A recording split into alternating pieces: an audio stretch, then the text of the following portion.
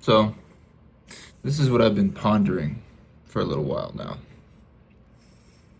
I saw this video yesterday where someone was like, why did the wicked prosper, but God's people seem to be the ones that it's not working for them, right?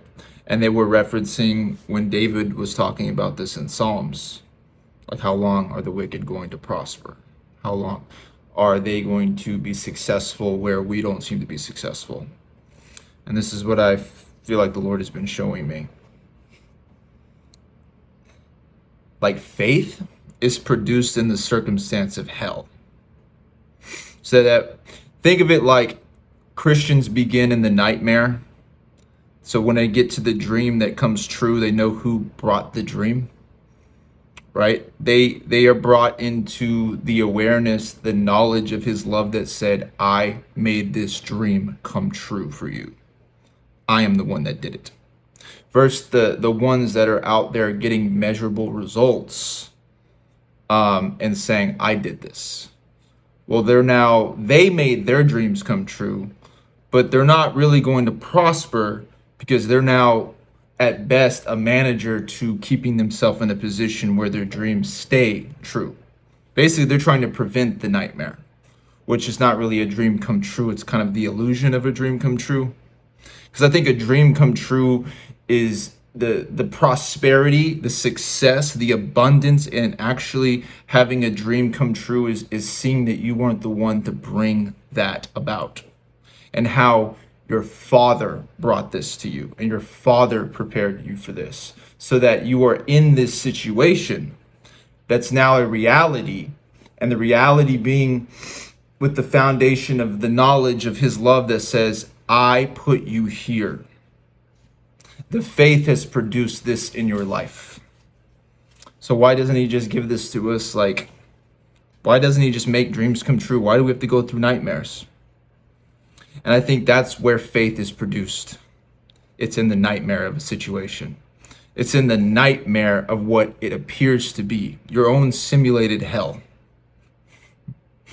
Because it's not just about God coming in, swooping in like a superhero and bringing you to like a good, comfortable, happy place. It's you knowing him through all seasons, through all times, where you come to know the one who is strong in your weakness, that being you held me in the darkest place. You were with me in hell. And all I had was your promise. But your promise to you, because of the credibility that you have with yourself, golden ticket. But at the time, I did not see it that way. Because what was familiar to me is what I could sense with my eyes and my ears. And from hell, it looks like people that have like what appears to be success, abundance, prosperity. Those are the ones that are prospering, and they're not God's people. But I think there's a rewiring that happens in the simulated hell, in the place where God is producing the faith. And it's, you don't understand what abundance is, what prosperity is, what actually being rich in the kingdom looks like and actually is. And so I'm like, okay, what is it then? And it seems to be the foundation is knowledge of his love. The knowing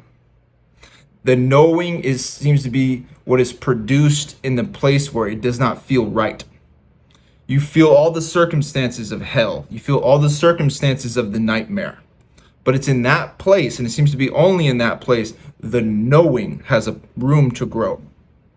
Right? In that need, in your weakness, his grace is sufficient. His strength is there. His power is there. Because if it felt good and it looked good, you would not know about your need to actually know that it is good. Because you would just be caught up in the sensory realm of like, well, no, this is good. It's working. Like, no, you have to be brought down to your knees, right? You have to be brought to what you would consider your simulated hell, where it doesn't feel like how God is promising it to be. It doesn't look like what God is promising it to be. And it's because it doesn't look like it and it doesn't feel like it, your knowing And the faith being produced in that place has a chance to grow, right? Back to the whole, we begin in a nightmare so that when a dream comes true, it stays true. Versus the people that do their own thing, they are the ones distracted with trying to make the dream come true, feeling like when they get to this place where they made the dream come true, that they can actually rest there. But they're not going to be able to rest there. They're only going to be able to manage that, right? And at best you become a really good self-manager, and you're just caught up, intoxicated with your pride, and you forget that life is not about that. It's about knowing God and being known by God. And man, the way that man is going to really know God and be known by God, the dynamic is going to be man is weak, God is strong. But there is no shame in man being weak because God is strong. There's actually honor in this place that then frees you from feeling like you have to be the one to manage a dream, make the dream come true, only to be the self-manager and have it stay true. Because it's not really even about the dream coming true. It's about you proving that you could do it. And that is not really a life of abundance, prosperity, or success.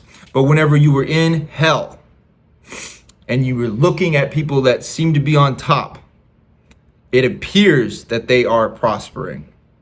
But I think this is just because the faith hasn't been produced in the place where you can't feel it. And so you have to grow into knowing it and knowing the truth that is life is only good and rich and abundant when I am growing in the knowledge of who he is.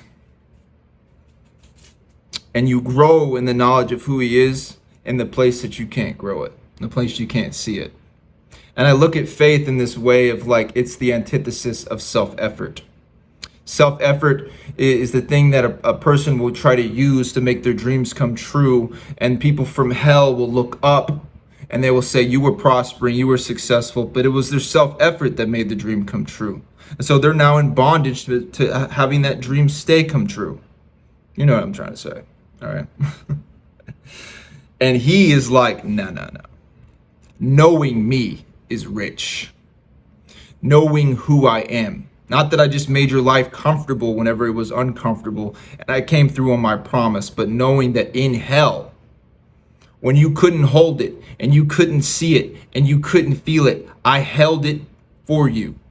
I saw it for you, which then frees you from feeling like in this future where the dream has now come true that you have to be the one to hold it and see it and feel it. No, you're now free from that entire realm. You're free from that entire place because faith has come in and made that place obsolete to you. The richness of the world, success, prosperity, in those people's eyes are not going to be in yours because you have the knowledge of the truth that in your weakness, in the place that you couldn't do it, he pulled you out of the simulation of hell and brought you into the dream that came true.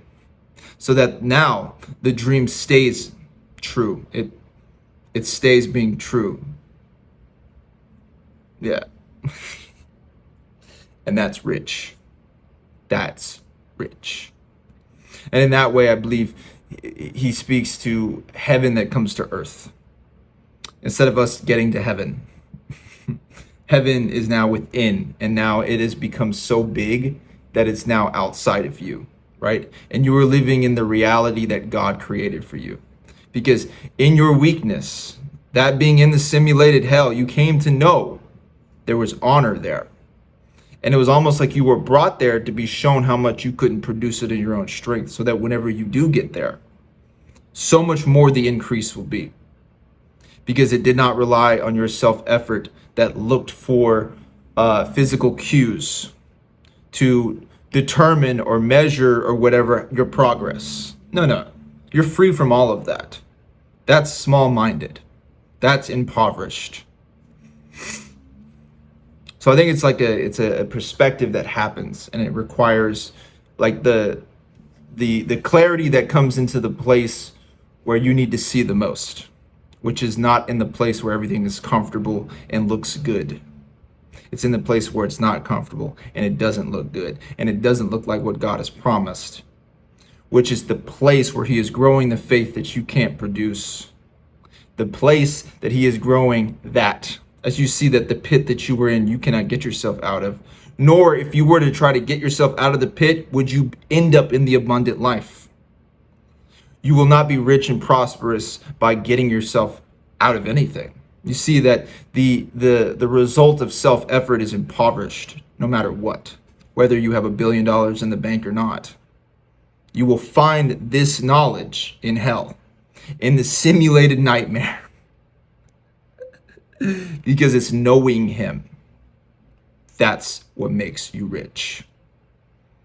It's not knowing about him, it's knowing him, and it's through and through. It's intimate.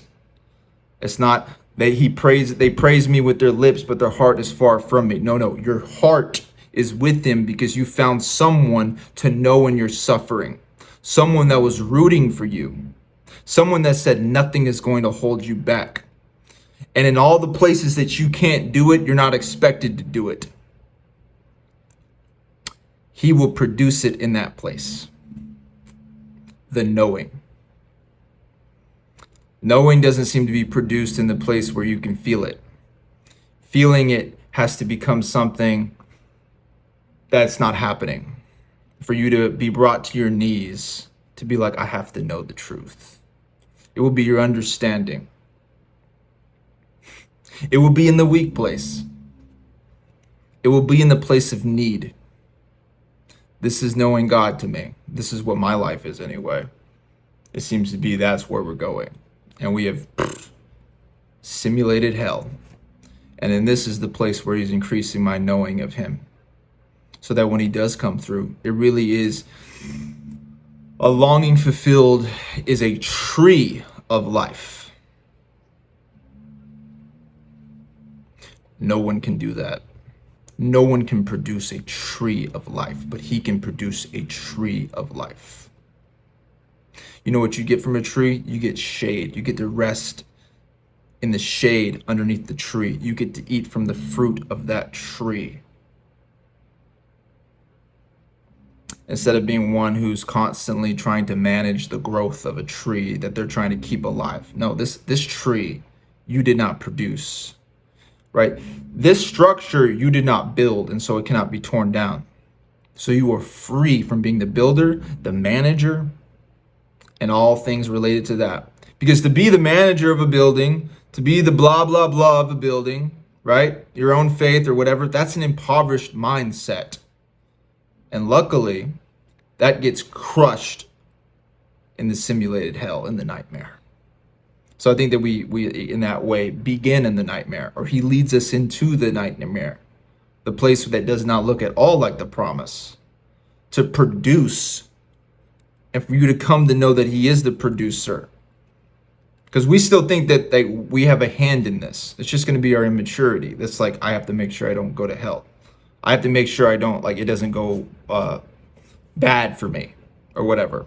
I have to follow God. And you think you're going to follow God into a comfortable place. No, and I think you're going to actually follow God into a very uncomfortable place for him to then shift the reference point of trust and you to find that he produces him to be the comforter in your life. In the lack place, he will produce it. Rivers of living water will flow in the wilderness. They don't flow.